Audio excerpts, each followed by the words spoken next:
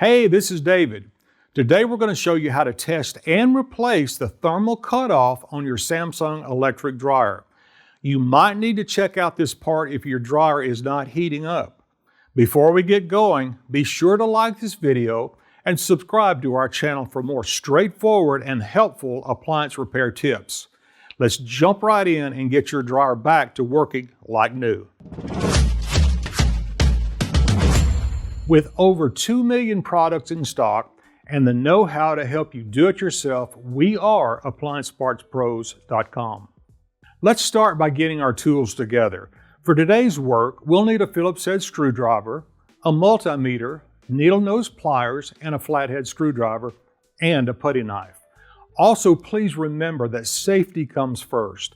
Don't forget to unplug your electric dryer or turn the breaker off.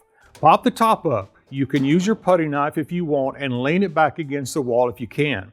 Remove the 3 screws on top and the 3 in the front. Remove the lint screen. Lift up on the front panel and remove the wire connector to the door switch. Set the front panel with the door aside. Disconnect the moisture sensor plug, then the 3 screws that hold the blower housing cover on.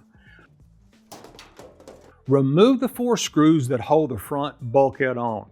Lift up and out of the slots and set it aside. You should be able to remove the drum after releasing the belt. This would be a great time to clean out the bottom of the dryer base and the blower housing.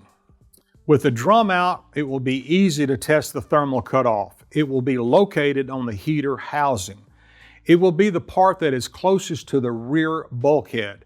Remove one of the wires, set your meter for continuity, and check across the 2 terminals. If your meter beeps showing continuity, it's good. If it doesn't, it is defective and will need to be replaced.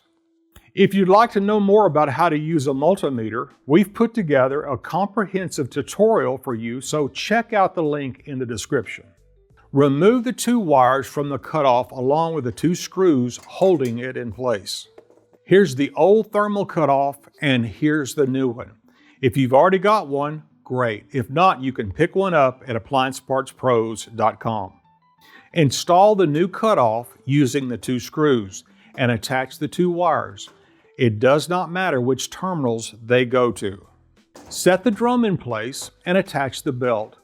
Put the front bulkhead in place and secure with the 4 screws.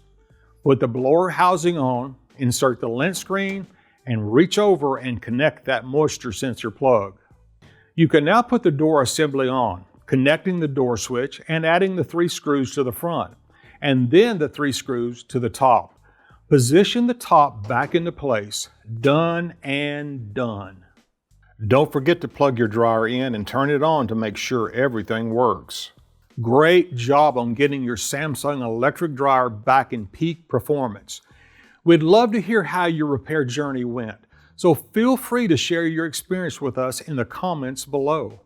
If you still need to get a new thermal cutoff, simply gather your model number and visit AppliancePartsPros.com. Most orders arrive in just a few days. Thank you for choosing us to guide you through your do-it-yourself project. And we look forward to helping you tackle your next repair.